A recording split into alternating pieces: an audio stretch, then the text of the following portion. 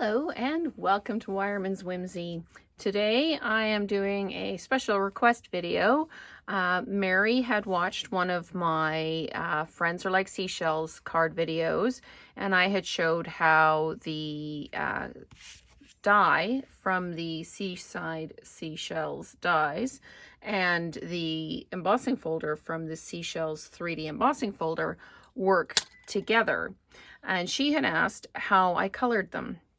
So I'm doing the video today just to show you how I colored them.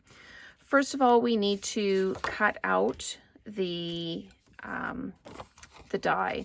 Because you have to cut and emboss, you always cut first, because otherwise if you emboss first and then you run it through the machine to cut it, it tends to flatten out your embossing. So you always want to start with cutting. So we'll run this through now. I'll just line everything up. I've got a piece of 5 1/4 by 4 very vanilla cardstock. It's a little small for the die, but it will do for our example today.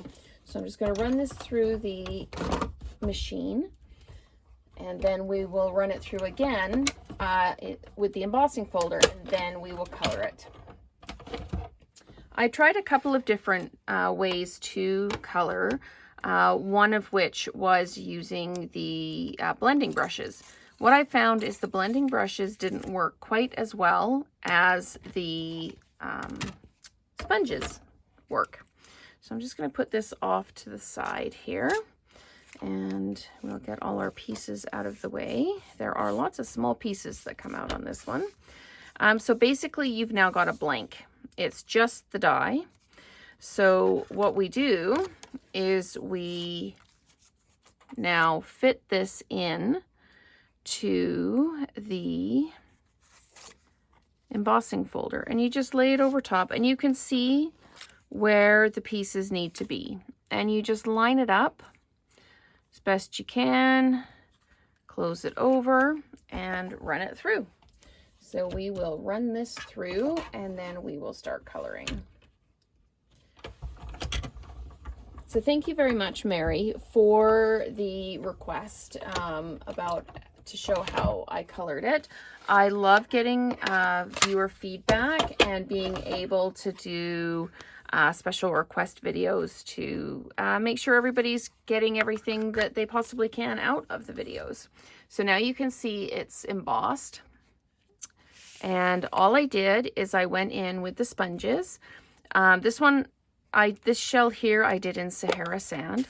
And as always with the sponging, you can do as little or as much as you like. And I just tapped it in and just gently rubbed it over, and then pressed a little bit harder and just kept adding color.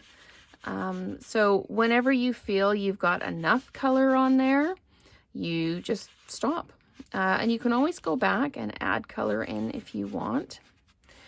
So that is that shell done in the Sahara sand.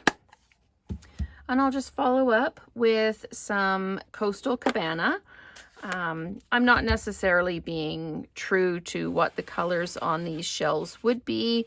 Like this conch shell might be more peachy tones, maybe some petal pink with a hint of calypso coral.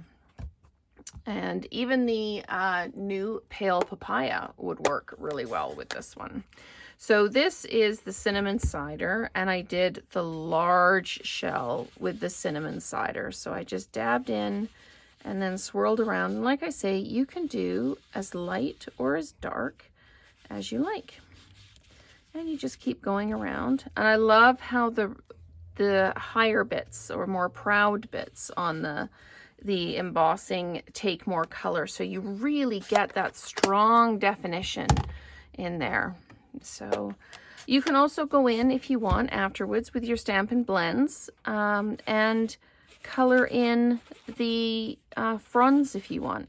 I did both small shells in the Blushing Bride. And if they've already got some color on them, that's fine. You can just color right over top. So that is how I did the coloring. So Mary, thank you very much for asking the question. Any viewer, feel free if you've got a question or a request or something that you'd like to see demonstrated again, please let me know and I'd be happy to do that. So thank you very much for watching today, and we will see you again next time.